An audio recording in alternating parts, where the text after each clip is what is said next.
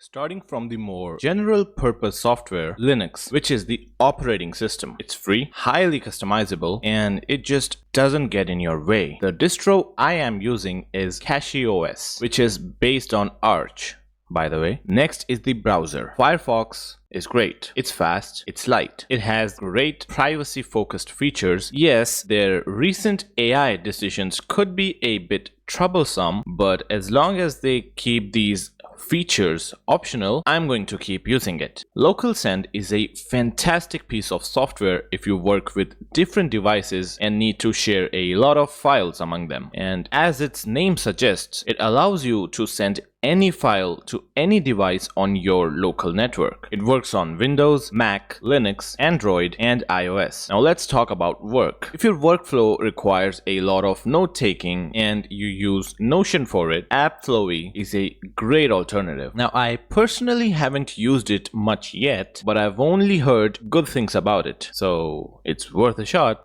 Excalidraw is a virtual whiteboard or a blackboard depending on what color theme you prefer, but it is what it says it is. You can draw shapes on it, write text, insert images, or even draw if you like. Everything you can do on a whiteboard, you can do on it. Now moving on to more niche software, which will be more centered towards my workflow, which is for content creation and game development, we have OBS Studio. It is a free and open source recording software, and here I say it is the last recording software you need. You want to do screen recordings, live streaming, whatever you want to do, you can do it through OBS. It can export in virtually every video and audio format you need. It also has great audio related features. You can add different filters to modify your audio while it's being recorded, and so much more. Kdenlive is a free and open source video editing software. Now on paper it has all the essential features you need,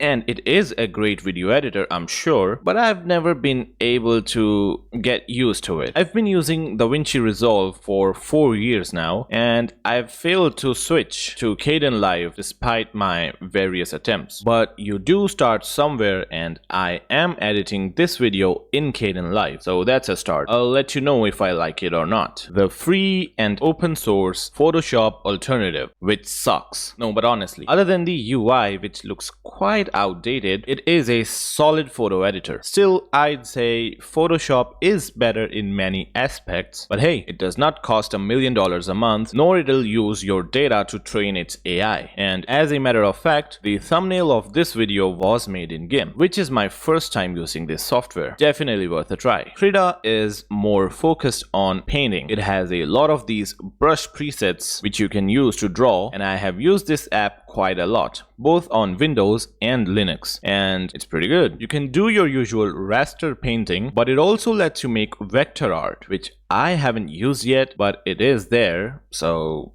give it a go. Pixieditor is more like an honorable mention. It's very new compared to the other software, so it's currently lacking in terms of features, but it has an active community and a lot of potential, so keep an eye on it. Getting even more deep into my workflow, we have Visual Studio Code, which is used to write text, or code, like how we nerds like to call it. But since it is developed by Microsoft, it has this ugly Copilot icon staring at me at all times, asking me to do my programming for me. I don't want that. The solution is VS Codium, which is kinda like a fork of VS Code. This is the true open source VS Code without the interference of Microsoft. So for now, that is my go-to text editor. Blender is awesome. It's free, it's hard, it's brutal. You can do 3D modeling, sculpting, animation, texturing, VFX, compositing, drawing, 2D animation, video editing, and whatnot. It is not the best software for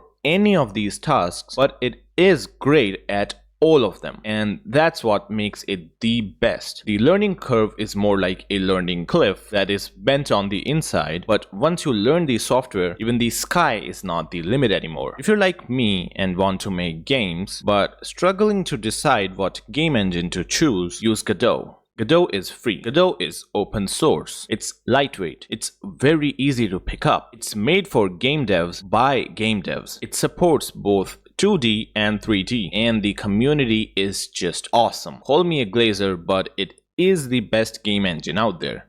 period. Try it and you'll know it. This was a list of all the free and open source software I use in my workflow. I hope you find at least one software that will now save you a few bucks of subscription fee and also protect your precious data. Thanks for watching and have a nice day.